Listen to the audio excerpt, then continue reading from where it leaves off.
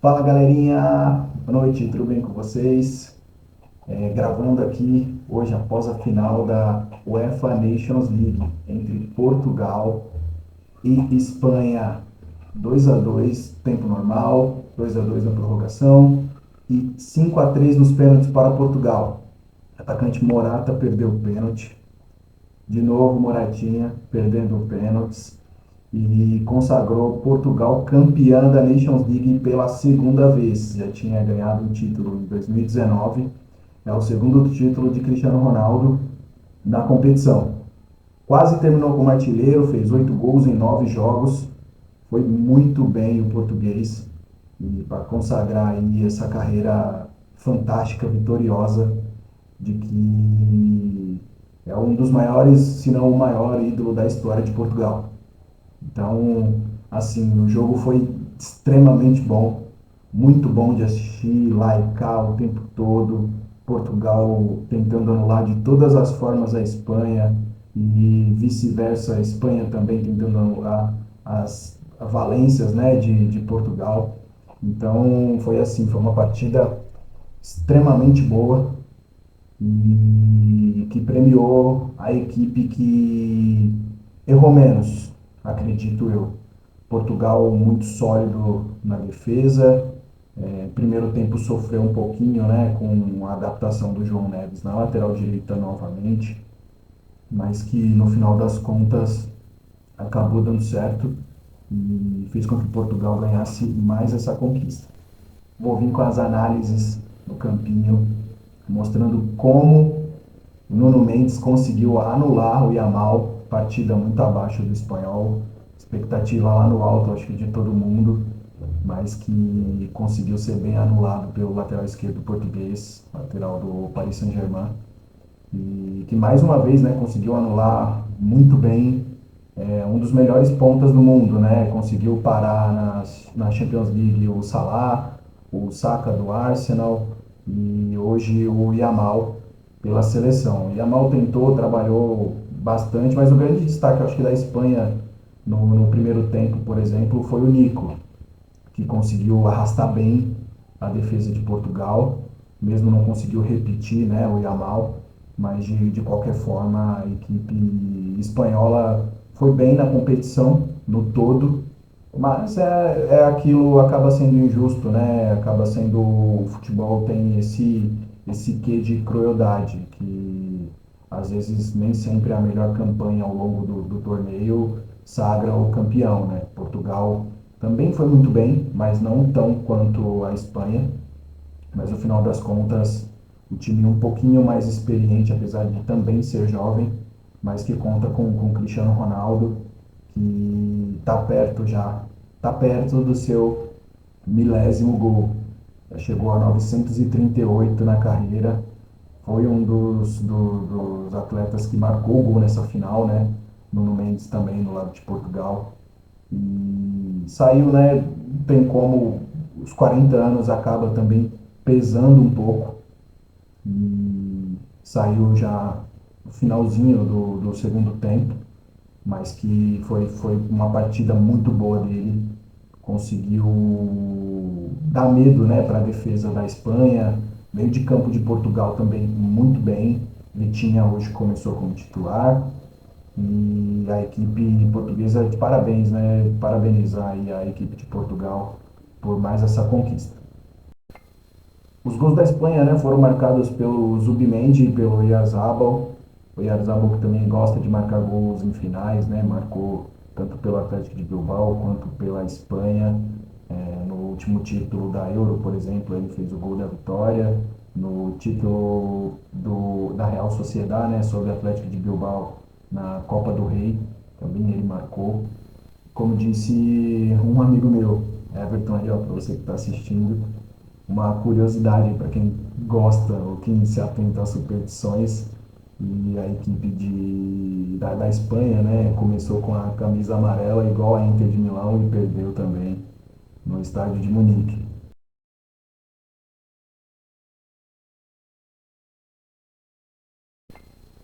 A equipe de Portugal hoje jogou com a mesma formação que atuou na última partida, né? O 4-3-3, jogando com o Diogo Costa no gol, João Neves, Rubem Dias, Gonçalo Inácio e Nuno Mendes.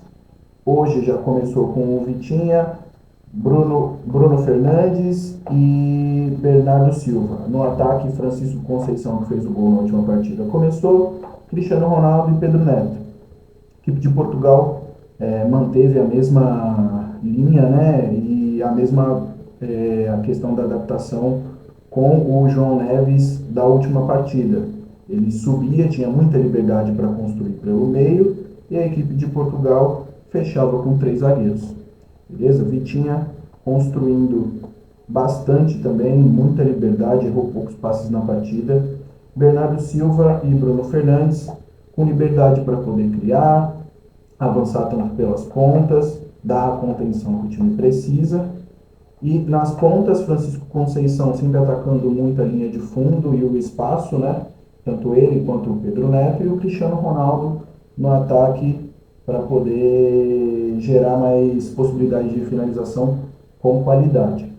Um destaque da partida para mim, não só pelo gol, né, mas também pela parte defensiva, foi o Nuno Mendes, que conseguiu anular o Yamal praticamente o tempo que o Yamal esteve em campo. O Yamal pouco produziu questão de finalizações perigosas, né? Conseguiu finalizar algumas no gol, mas que foram de fácil defesa para o Diogo Costa.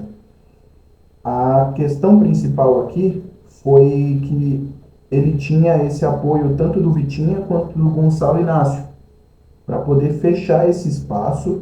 E ele, como é um atleta muito físico, também tem muita força física, para ele não é problema subir, atacar, voltar para defender. Então ele fez o golzinho dele lá na partida, mas estava sempre ali presente para poder defender a equipe de Portugal.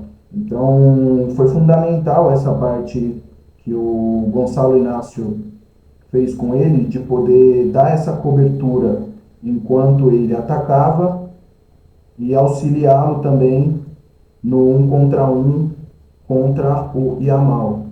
Então era sempre um 2 contra 1, tendo essa principal valência dele de conseguir marcar muito bem e anular as boas jogadas do Yamal, né, cortando para dentro, quanto na linha de fundo, onde o Yamal conseguia arrastar 1, 2, 3 jogadores.